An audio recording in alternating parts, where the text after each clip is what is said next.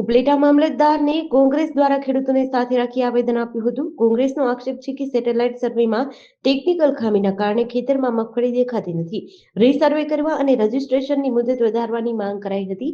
સરકારે ખેડૂતોની મગફળી લિમિટેડમાં ખરીદી કરવાનો નિર્ણય કરતા ખેડૂતોની મગફળી 100% ખરીદી કરવા શહેર કોંગ્રેસે રજૂઆત કરી હતી. જો સરકાર દ્વારા આ નિર્ણયમાં ફેરફાર નહીં કરવામાં આવે તો ખેડૂતોની મગફળી વેપારીઓ ઓછા ભાવે ખરીદી કરશે, જેથી ગુજરાતના ખેડૂતોને થતા અન્યાયને લઈ ઉપલેટા શહેર અને તાલુકા ખેડૂતો સાથે રાખી કોંગ્રેસ દ્વારા મામલતદારને આવેદન આપી સરકાર સમક્ષ માંગ કરવામાં આવી હતી. આજરોજ ઉપલેટા તાલુકા અને શહેર કોંગ્રેસ સમિતિ દ્વારા ખેડૂતોના પ્રશ્ને મામલતદાર સાહેબશ્રીને આવેદનપત્ર આપવામાં આવ્યું છે. ખેડૂતોની જે મગફળી ખરીદી કરવા માટે સરકારની જે મર્યાદા નક્કી કરવામાં આવી છે, આ મર્યાદા ન હોવી જોઈએ. 100% ખેડૂતોની મગફળી ખરીદી કરવામાં આવે એવી ખેડૂત સમાજ દ્વારા અને કોંગ્રેસ પાર્ટી દ્વારા અમે માગણી કરી છે.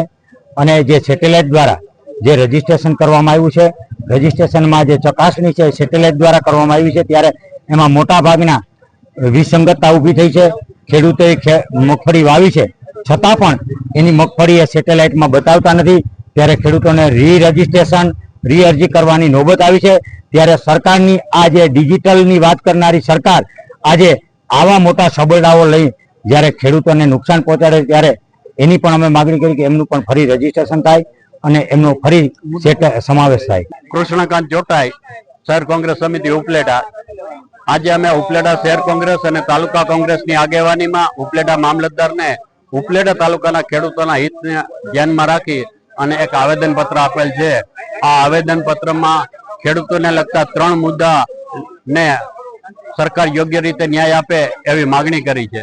આ 3 મુદ્દામાં પહેલો મુદ્દો છે ખેડૂતોની 100% મગફળી ખરીદ કરવાની. સરકારે મર્યાદિત મગફળી ખરીદ કરે છે, જેને કારણે ઘણા બધા ખેડૂતોને અન્યાય થાય છે. એ 100% મગફળી ખરીદ કરે. બીજું, સેટેલાઇટ પદ્ધતિથી જે માપણી કરવામાં આવે છે તેમાં ઘણી બધી ભૂલો રહી જાય છે. સેટેલાઇટમાં ઘણી મગફળી દેખાણી નથી, એવા ઘણા બધા કિસ્સા ઉપલેટા તાલુકામાં બહાર આવેલ છે. એટલે સેટેલાઇટ પદ્ધતિ દૂર કરી અને ફક્ત ખેતીવાડી અધિકારી અથવા તો મંત્રીના દાખલા ઉપર આ મગફળી ખરીદી કરે એવી પણ અમારી માગણી છે.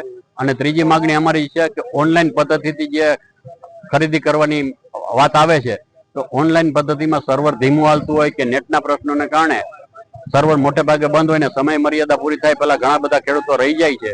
એટલે સમય મર્યાદા વધારો કરી અને જે રહી ગયેલા ખેડૂતો છે તેમને ઓનલાઈન ખરીદી કરાય એવા પ્રયત્નો સરકાર કરે. આ 3 મુદ્દાની અમે માગણી કરેલ છે. જેડીસી ન્યૂઝ સાથે વિપુલ ધામેજા, ઉપલેટા.